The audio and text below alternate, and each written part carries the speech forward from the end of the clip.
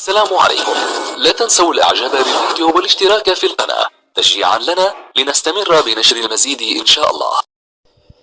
مع إصابة هالاند، مانشستر سيتي يفوز بثلاثية ويقترب من أرسنال المتصدر. حقق فريق مانشستر سيتي فوزا ثمينا على ضيفه أستون فيلا ب3 أهداف مقابل هدف وحيد في المباراة التي جمعت بينهما مساء اليوم الأحد على ملعب الاتحاد ضمن منافسة الجولة 23 من بطولة الدوري الإنجليزي.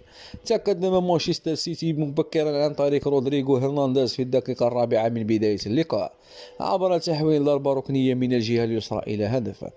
وأضاف غوندوغان الهدف الثاني لصالح السيتي في الدقيقة 39 بعد تمريرة رائعة من هالاند حولها إلى داخل الشباك. وسجل النجم الجزائري رياض محرز الهدف الثالث في الدقيقة 46 من ركلة جزاء. وسجل أولي واتكينز هدف أستون فيلا الوحيد في الدقيقة 61 من الشوط الثاني.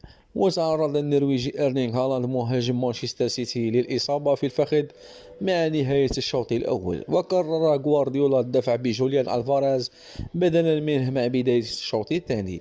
بهذا الفوز رفع مانشستر سيتي رصيده إلى 48 نقطة في المركز الثاني بجدول ترتيب الدوري الإنجليزي، خلف أرسنال المتصدر برصيد 51 نقطة وله مباراة مؤجلة. وفي المقابل تجمد رصيد أستون فيلا عند 28 نقطة في المركز 11 بجدول الترتيب.